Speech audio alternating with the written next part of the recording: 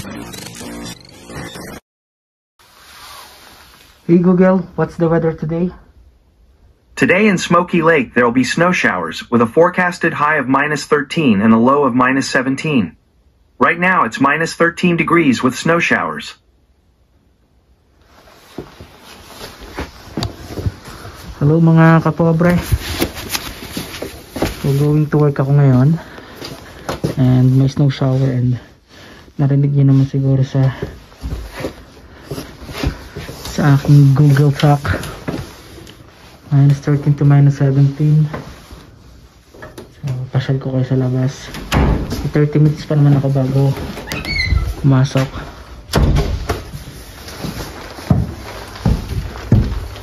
Gata ko kayo. Ikot tayo. Pakikita ko sa inyo yung Smoky Lake.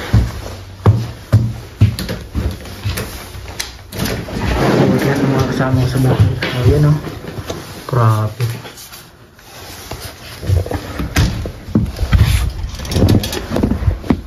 Saan yung snow?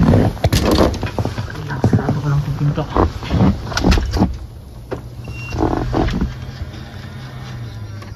Laki ng patak ko.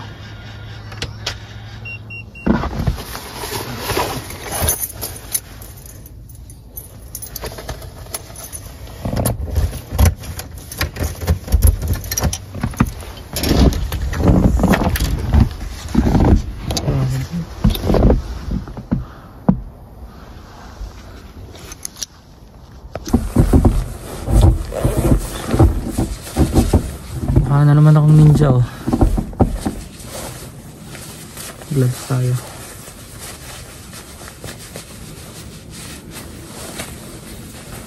Grabe pa tayo. Ayan yung paligid ko ngayon.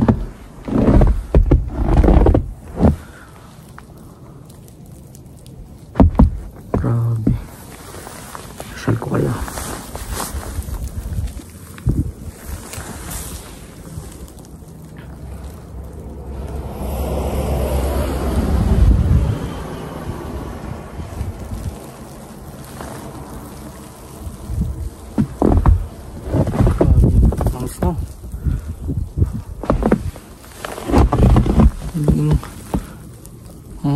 Yan yung doorstep namin oh. Grabe oh.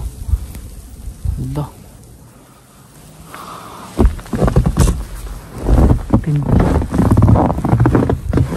Wala ko yung sapatos ko pang work. Nagko na lang ako. Winter boots. Taas oh.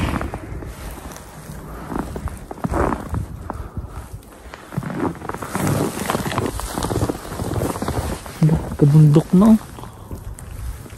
Taas. Grabe. Ang lala ng snow.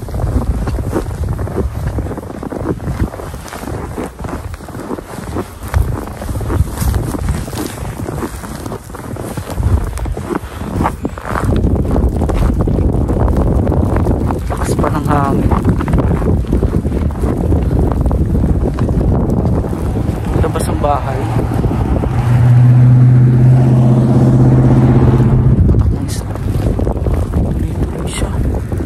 Kabuntok no.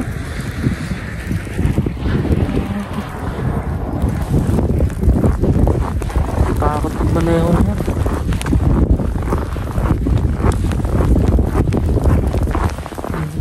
Bahay ko. Ayan na bahay nila. Ayan yung tinitirhan ko.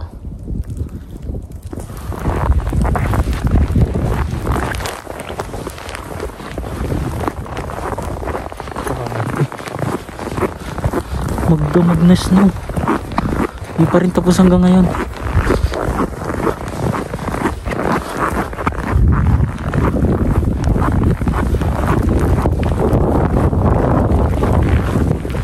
So okay maglakad pag ganito. Kasi bago pa lang yung snow. So, hindi pa siya gawin ka madulas.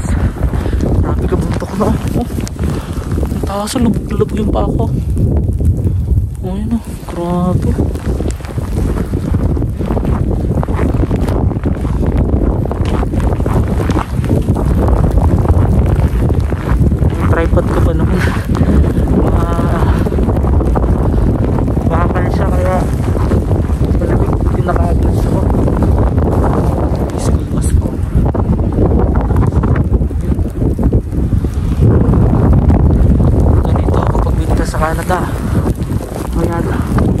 nagtatanong sa akin mga kapobre. Lakas ng hangin.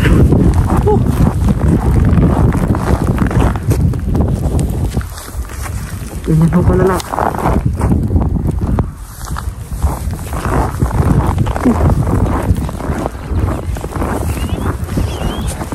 Yung lamig pa.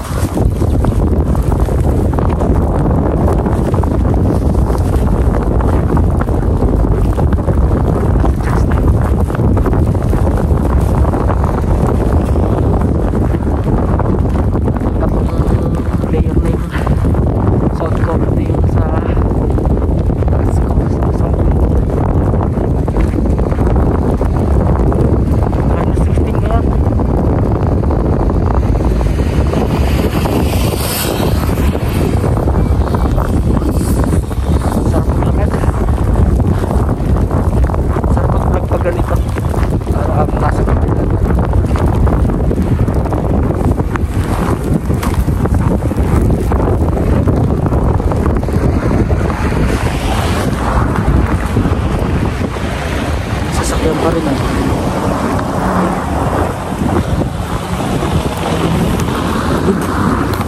Sana kaya na cellphone ko. Ipunta ko ng pambili ko ng, hindi ko alam kung GoPro ba o DJI o Insta360. Still undecided ko nung gusto ko. Grabe lamig. Ang lalaki pa ng snow flowers na pumapatak. Ayan. Hanggang March pa tong ganito kalala. Pero sarap na experience sa totoo lang. Kung kompleto ka naman sa gear, paglalabas ka, kaya naman, nakaka-survive naman. Kung wala ka sa sasakyan katulad ko, puro lakad lang, kaya naman. Enjoy nga, saya.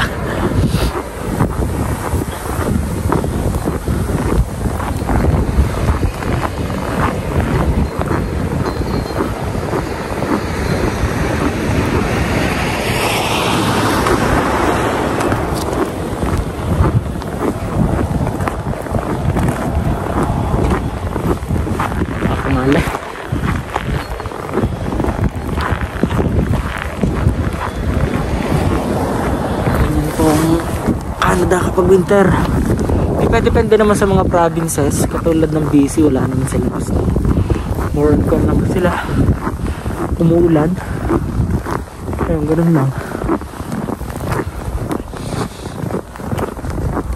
Grabe yung patatang snow. Yung sasakyan, no? Mga camp trailer nila. Ito mga live na kwento. Christmas tree, mga pet trees nila. Titibay ng buhay para kayong lamig.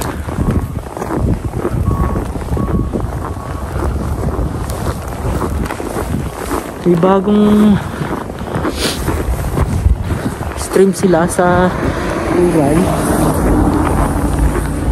2 stream tapos 14 province yung kasama. Pero di ko lang kung kasama yung, kasi sa Alberta isang town lang yung kasama. Di ko lang kung applicable din ba ito sa Smoky Lake. I'm not so sure. Pero nagpasa na ako last week ng application form ko kasi nabigyan na rin ako ng endorsement letter from the council yun, from the city council. Yun, I'm hoping na makasama ako sa draw. Kasi ngayong July 5th 2025 to be exact,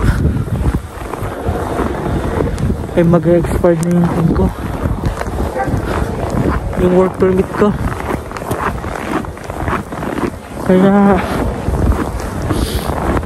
kailangan i-ma-PR na, kasi kung hindi apply na naman ako ng panibagong work permit, which is ginawa ko naman na nagpa-job posting ako for my new LMIA for safety purposes na rin. Pero sana hindi na umabot na i-apply ng work permit kasi gagastos na naman ako. yung iniiwasan ko. Ano?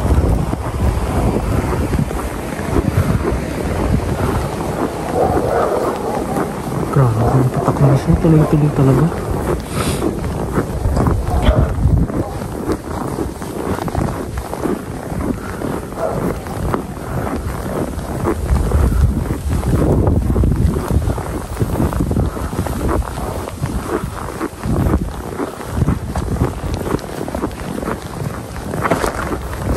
Makita yung sidewalk. Hindi na makita, patay na kasi sa level ng snow. Ayan, main road yan.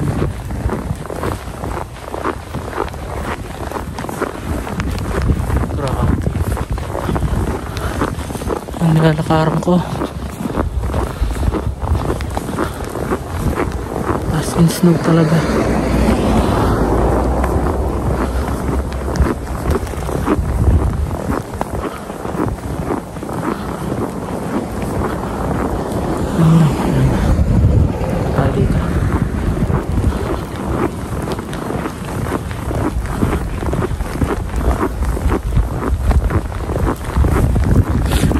Pahirapan talaga ngayong mag-apply ng permanent residency dito sa totoo lang. As in pinagpit nila yung hindi lang ng PR nila na target for this year. Binawasan nila 50% yung binawas nila, kalahati ng target nila from their actual target. Saklap talaga na ano yung labanan. Tapos yung mga low wage na employee, kasi dito may bracket yung sahod. Kung consider nilang low wage yung sahod mo kapag nasa 80, 60, 50 low wage yan. Kapag naman high wage nasa 30 plus pataas yung dapat na hourly bayad sa'yo. So kapag yung isang province yung unemployment rate is nasa 6.5% pataas, hindi nila ipaprocess yung application ng isang worker kapag under low wage. Yung masaklap. May Edmonton, luwas yung from my town, yung city namin dito, nasa 6.8 yata yung unemployment rate.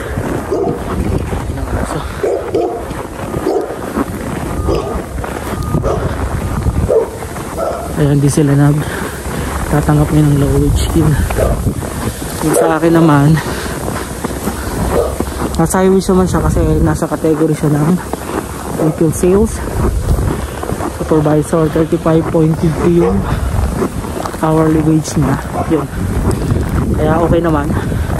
Kaso pinag-prepare ko na hindi na umabot sa mag-apply ng panibagong work permit para bawas gastos. Nakapokus talaga ako ngayon sa application ng PR ko. Yung mga necessary requirements naman, nakapag-comply na ako. Meron na talaga ako. Sinarado yung daan dun. Malayo eh. Sinarado yung daan. Malala siguro yung snow dun. Ayun, inihintay ko lang na makasama sa draw. Mag-trade na rin ako ng expression of interest. Inihintay ko na lang talaga na makapasama sa draw para safe na. Kasi pag napasama ako sa draw, may 2 years na open work permit na ibibigay yung government para while processing your permanent residencies, maging valid pa rin yung status ko. Ayun.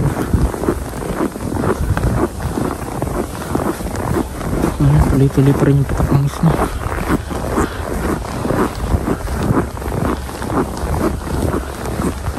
Fresh no. Dapat pala nagalo-halo ako sa labas. Plano ko pala maghalo-halo. Kahapon walang snow eh. Target ko sana kung may snow, kaso ngayon pasok naman ako. Tapos anong oras na ako nagising? Alas 12 na rin ako nagising.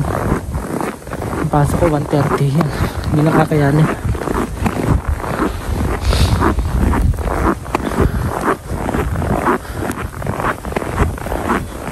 Takas talaga ng snow, grabe.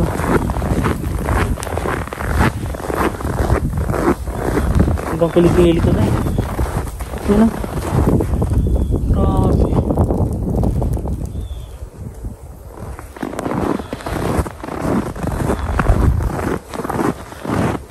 Tahimik ko. Sana maraming customer. Kahit ganitong may snow. Para maraming tip. Aking tulong din ng tip eh. Ang dagdag sa mga bills.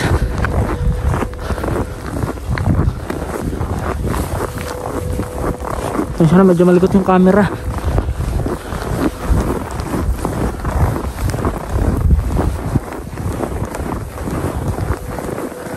Yung town namin dito Smoky Lake ka-approve lang na bilang isang rural last October.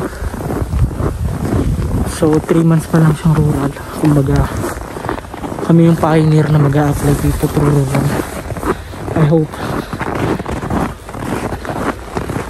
Before nag-create na ako ng account ko sa Alberta Opportunity Stream, pero chinek ko yung table of applicants nila kada stream. Grabe dami ng applicants ng AOS kasi general siya. Kumbaga kahit anong status mo, kahit anong job category mo pwede kang mag-apply. Kahit nasa white collar job ka pwede kang mag-apply. Dito sa rural yun nga lang, selected lang, nasa 1,000 plus lang. Kaya sabi ko baka mas okay itong piliin, mas malaking chance na kakasama sa draw. Medyo hinihingal ako, pasensya na mga kapobre. Kakahingal maglakad tapos ang bigat pa ng snow boots ko, tapos yung snow pa. Bago mo na may angat yung isang paa mo, kada hakbang mo counted. Kaya medyo nakakahingal. Ayan, puting-puti yung paligid ko kung makikita nyo.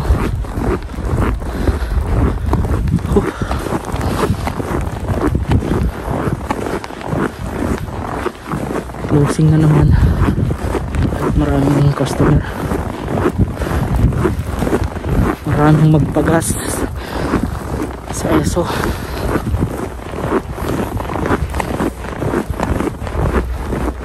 Mga Canadian naman kahit winter on talaga sila eh. Lalo yung mga matatanda talagang active pa rin sila. Marami nagkakape yan. Kaya talaga lumalabas pa rin sila. Almost ko na rin kasi 2 years na ako dito. Yung misis ko gusto ko na kuhaan sa kalman ko. Gusto ko na rin para ma-enjoy din nila dito, hindi ako lang. Gusto kong experience din nilang yung snow, paglaro sa snow yun. Kasi sa Pinas naman diba, tropical country tayo, may ulan, may init, pero walang fall saka walang winter.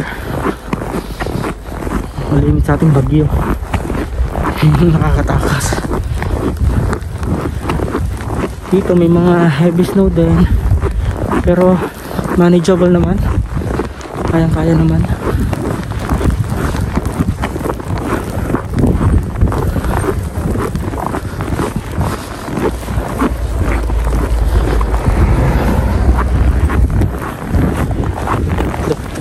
Tapit na ako sa work.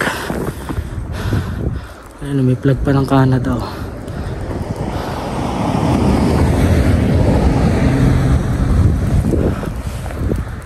Ng sasakyan. Kawit tayo.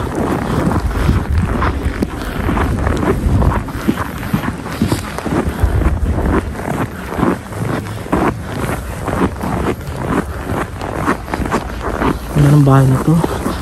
Tumama ako sa loto, bibilin ko to. Yung the road show. Yan. for sale yan. Malapit sa police station, malapit sa main road, malapit sa ESO.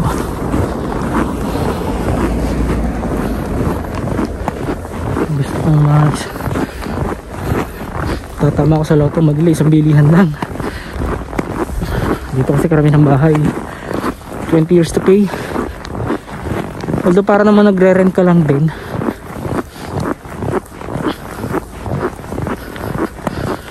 Tapos investment mo pa kung sakaling hindi mo na gustong magtagal dito, gusto mo nang umuwi, pwede mo siyang ibenta. Yung mga for sale. Maraming lakas ng hangin. Taas yung sampal pa ng histo.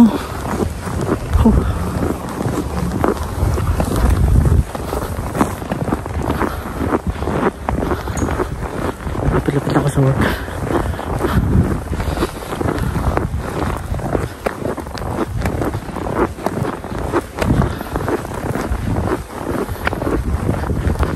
Sana yung papalit na bagong Prime Minister ang focus din sa mga foreign worker katulad ko na dito, na mas padaliin yung application for being permanent resident here. Kasi talagang nakaka-stress din. Tapos yung iba pa hindi nire-renew ng kanilang employer yung kontrata, yung sakit. Ang hirap maghanap pa naman ng trabaho dito.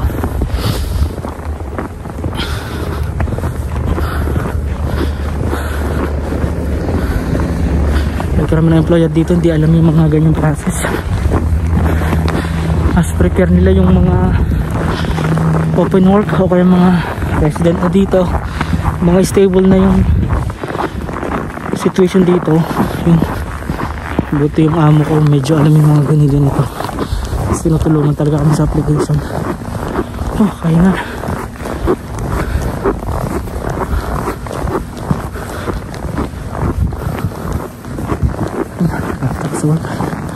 So hanggang dito na lang muna mga ka-tips. Update ko na lang kasi mga susunod kong vlog. At yung mga ka-pobre for supporting my channel nga pala. Bigkaster ni amo. Saan yung ESO? Dyan ang work ko. So yun lang mga ka-tips.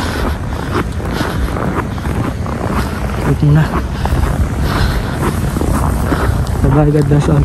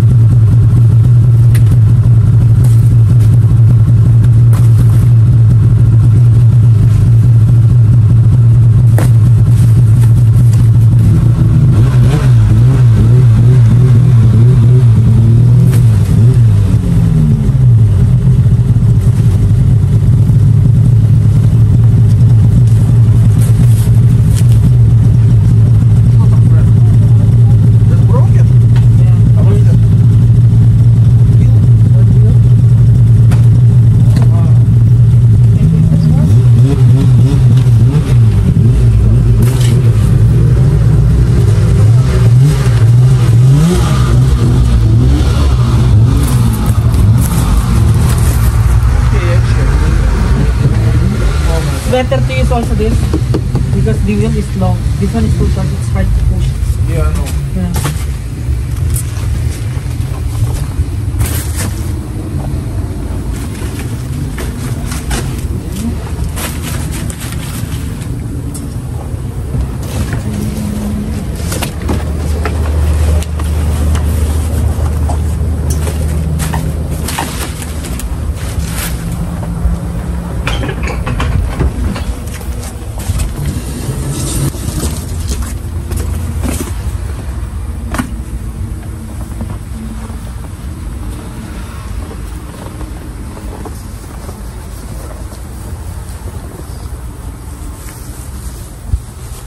Grabe, ang lala ng patak ng snow. Sobrang dami ng pinapatak ng snow ngayon. Tuloy-tuloy siya mula kanina pang umaga. So mataas na yung level ng snow. Ito yung sapatos ko. Ayan. Tapos tuloy-tuloy pa rin siya. Tapong ko muna yung basura namin. Pa naman ganun ka-busy. Iwan ko na lang muna dito yung phone ko. Tapon ko siya doon. Punta ako doon.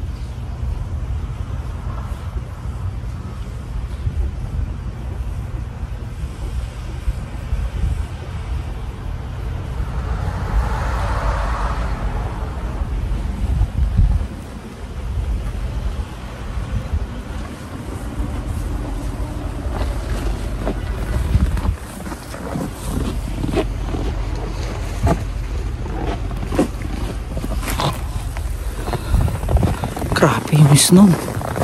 Tindi.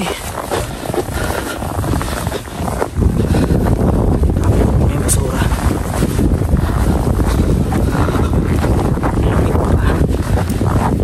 -21 ngayon.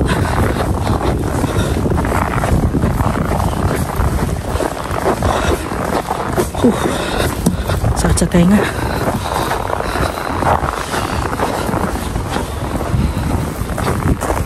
Tapos ko muna yung basura dito. Kabundok na yung snow. Oh, yan. Kanya nakataas.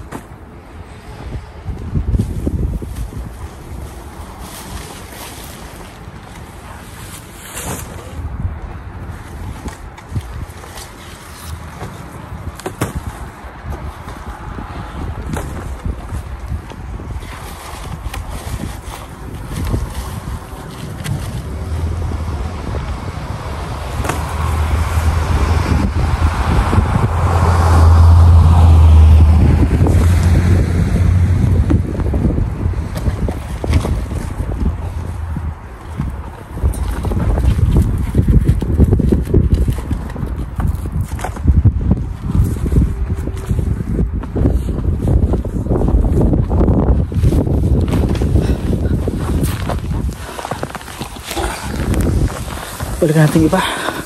Grabe, para magdudugo na yung ngipin ko.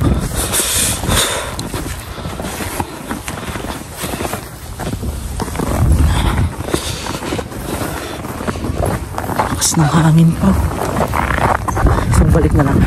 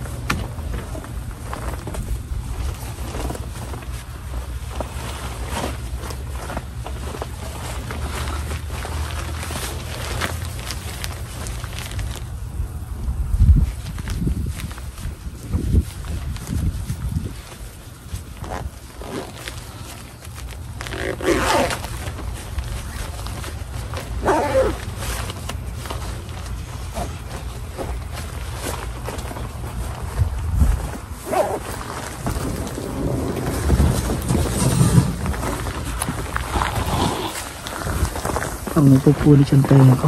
Grabe, lamig talaga. Nakakang ko lang to.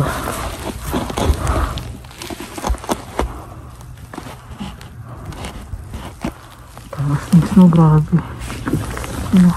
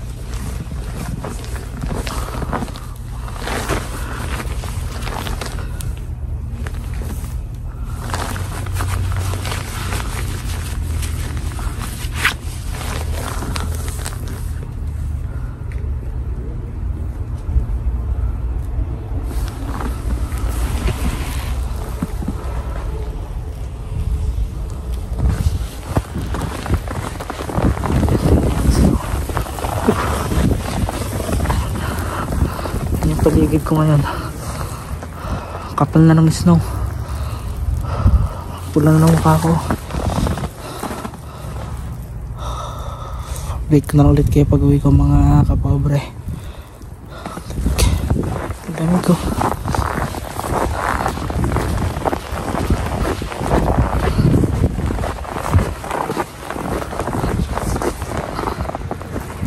Yan. Yun yung main road. Lakas ng snow talaga. Yan. Labig na. Pasok muna ako sa store. Sige mga kapobre.